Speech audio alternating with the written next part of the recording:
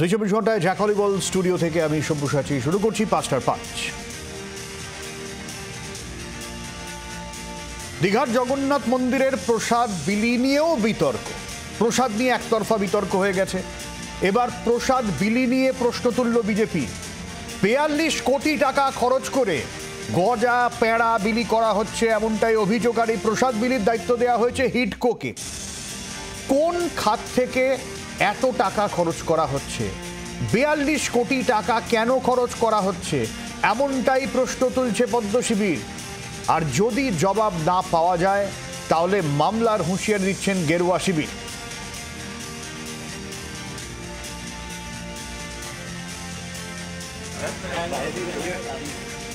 কি বক্তব্য আছে বিজেপির তরফ থেকে একবার শোনাবো।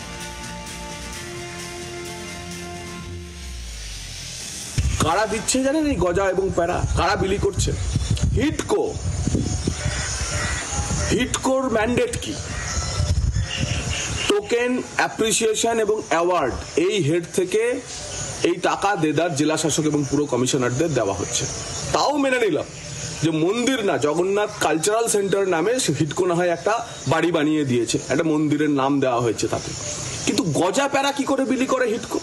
একটাই প্রশ্ন, যে ৪২ কোটি টাকা হিডকো কিভাবে গজা প্যারা বিলির নামে বিভিন্ন জেলা শাসক এবং পুরো কমিশনারদের দিতে পারে? এই অধিকার কি হিডকোর আছে? প্রয়োজনে হিডকো যদি জবাব না দেয়, সরকার যদি এর ব্যাখ্যা না দেয়, আমরা হিডকোকে আদালতে টেনে আনব। এ নিয়ে আলোচনা করবো। আমাদের সঙ্গে থাকবেন বিজেপির প্রীতম দত্ত। তবে সবার আগে যাব তৃণমূলের সুদীপ রাহার কাছে। সুদীপ, এই জগন্নাথ মন্দির নিয়ে তো একটা বিতর্ক বরাবর ছিল শুরু থেকেই, মন্দির না কালচারাল সেন্টার, মানে প্রসাদ বিলি নিয়ে একটা সমস্যা হয়েছিল, আর এখন তো এই খরচ নিয়েও প্রশ্ন তুলছে বিজেপি।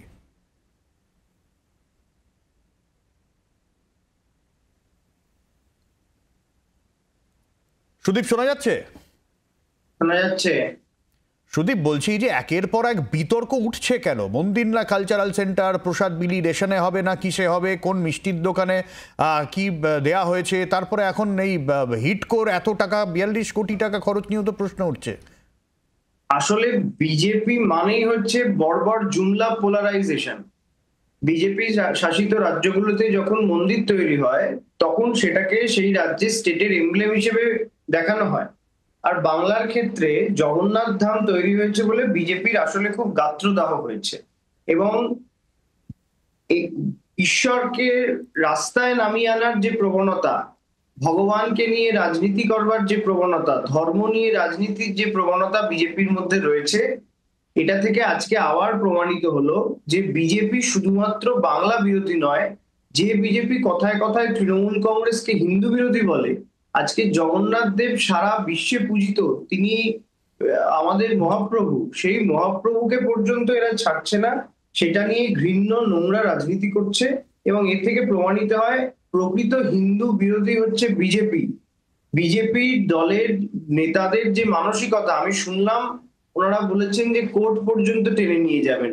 আমি জিজ্ঞেস করতে চাই, ওনারা কি মহাপ্রভু শ্রী জগন্নাথকেও কোর্ট পর্যন্ত টেনে নিয়ে যেতে চান? রাজনৈতিক স্বার্থ কায়েম করবার জন্য এরা যা কিছু তাই করতে পারে।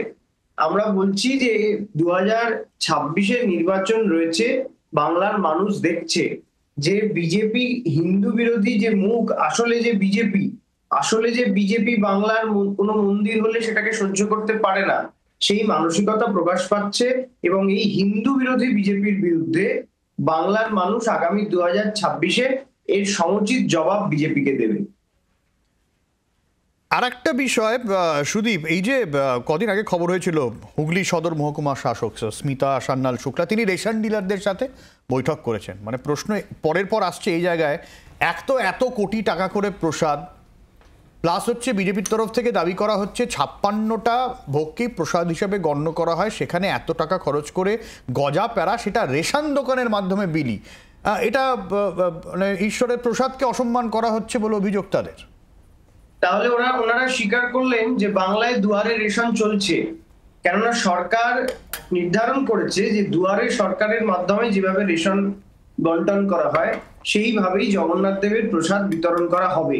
দুয়ারে রেশনে যেভাবে মানুষ খাদ্য সামগ্রী পান, সেই খান থেকেই মানুষ জগন্নাথ ধামের মহাপ্রসাদ পাবে।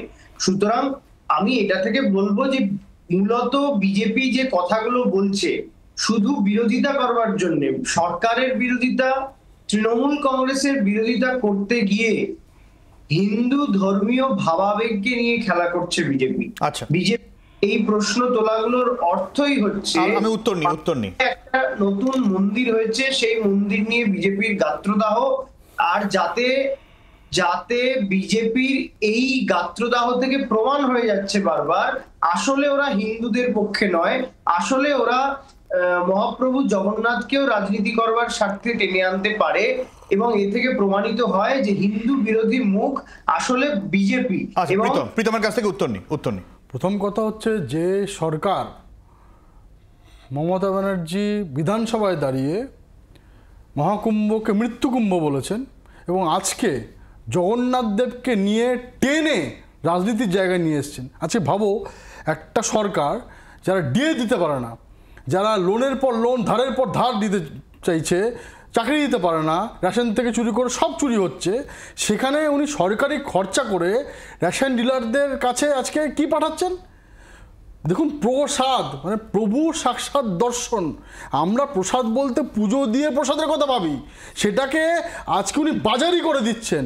আজকে কারা প্রসাদ তৈরি করছে এরকম অনেক উদাহরণ আছে প্রত্যেক জায়গায়। যারা মূর্তি পুজোতে বিশ্বাসই করে না তাদেরকে দিয়ে প্রসাদ বানাচ্ছেন, সেটাকে প্রসাদ। যেখানে হালাল জিনিস করা হয় সেখানে করছে, সেখানে ওই জগন্নাথ দেবকে অপমান করছেন, সে প্রসাদ। সনাতনী ধর্মকে বারবার আঘাত দিচ্ছেন। আজকে তুমি বলো, আজকে উনি একটা জগন্নাথ কালচারাল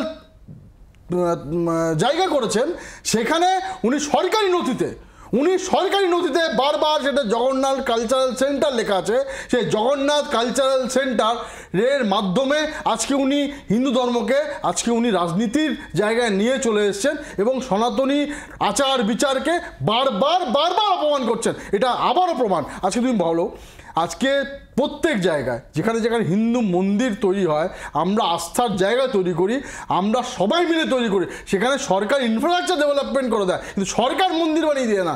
আজকে আবার প্রমাণিত হয়ে গেল এরা সংবিধানটাকেও মানে না। ওই মমতা ব্যানার্জি কয়েকদিন আগে কপচাচ্ছিলেন না যে সংবিধান সেই সংবিধান উনি মানেন না। সংবিধানে বলা আছে যে সরকারি টাকা খরচা করে কোনো মন্দির কিচ্ছু বানানো যাবে না। তার কারণ হচ্ছে উনি আজকে যেইভাবে অপমান করছেন, হিন্দু ধর্মকে গন্ধা ধর্ম বলছেন ঈদের মঞ্চে গিয়ে, এই বারবার হিন্দু ধর্মকে অপমান করার এই যে সাহস, এই সাহসটা একমাত্র পেয়ে যাচ্ছেন তার কারণে জানো, তার কারণ হচ্ছে এর অপর কোনো ধর্মের উনি বললেন না তার সারতানসে জুদা এরকম একটা তাদের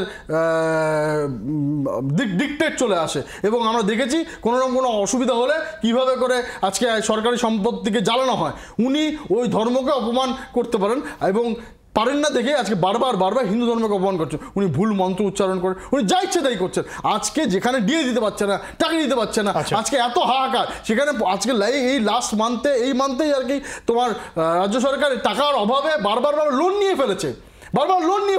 আজকে উনি এতগুলো টাকা খরচা করছেন শুধু একমাত্র যেটা প্রসাদ না, প্রভুর সাক্ষাৎ দর্শনের কোনো জায়গা নেই, কোনো পুজো হয়নি, কোনো কিছু নেই, সেটাকে উনি অপমান করছেন বারবার অপমান। এবং কাদেরকে দিয়ে বানাচ্ছেন? সেই জেহাদিরা। দেখুন, মুসলমান ধর্মের কোথাও তারা যদি বলে দেয় যে তারা মূর্তি পুজোয় বিশ্বাসী, যারা মূর্তি পুজোয় বিশ্বাস করে না, যারা হালাল খাবার খায়, তাদেরকে ইম্পোজ করছেন, আজকে আমাদের আস্থায় আঘাত দিচ্ছেন এবং তাদেরকে দিয়ে প্রসাদ বানানো হচ্ছে। কেন, কিসের জন্য? উত্তর নেই সুদীপ।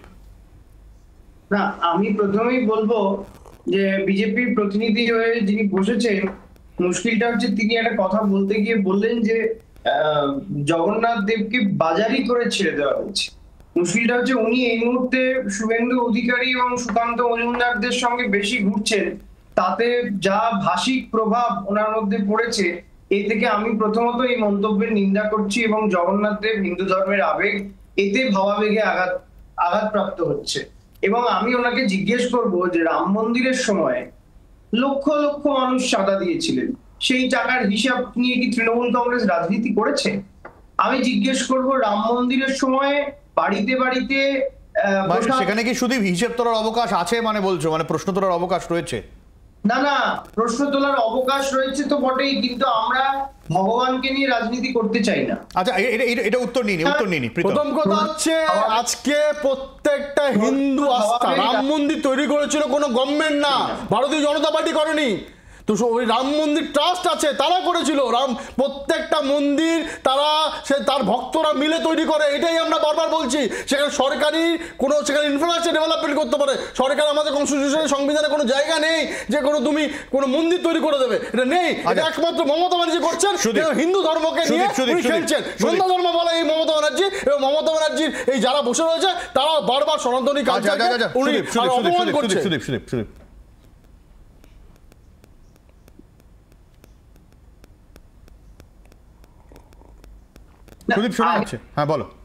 আমি বিজেপির প্রতিনিধিকে বলবো যে ভগবানকে আপনারা যেভাবে রাস্তায় নেওয়াচ্ছেন, এর জবাব 2026-এ মানুষ আপনাদের দেবে। তার কারণ এই সারা বাংলার মানুষ জগন্নাথ ধামকে সাড়ম্বরে গ্রহণ করেছেন।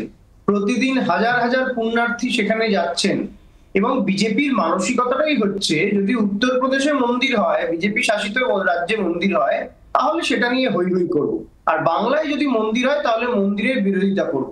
বাংলায় সেই বিরোধিতা করতে গিয়ে যদি দেবত্বের বিরোধিতা করতে হয়, দেবতার বিরোধিতা করতে হয়, তার বিরোধিতাও করবো। এটা বিজেপির মুখোশটা খুলে যাচ্ছে।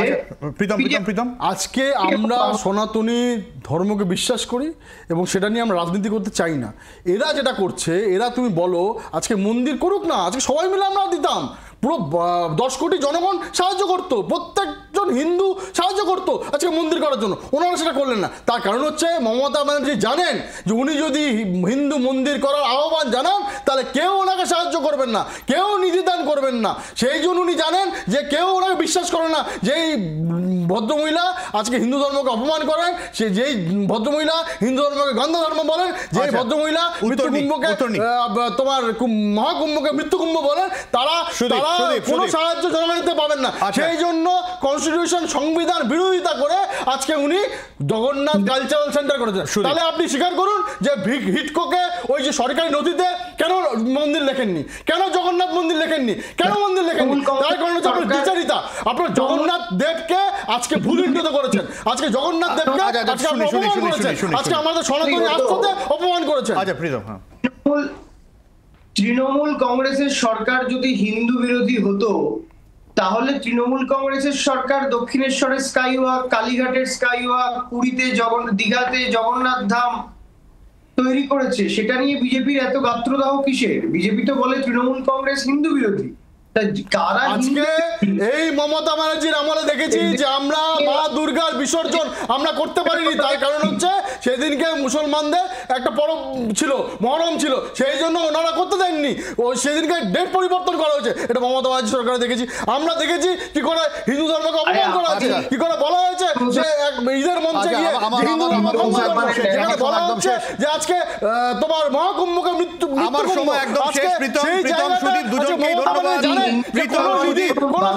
মন্দিরের জন্য কেউ মমতা ব্যানার্জি করবে। প্রীতম সুদীপ দুজনকে ধন্যবাদ। খরচা করে ট্যাক্সের টাকা, যেখানে উনি মানুষকে খাদ্য দিতে পারেন না। দুজন প্রীতম সুদীপ দুজনকে ধন্যবাদ। ফিরাচ্ছি বিরতির পর, সঙ্গে থাকুন।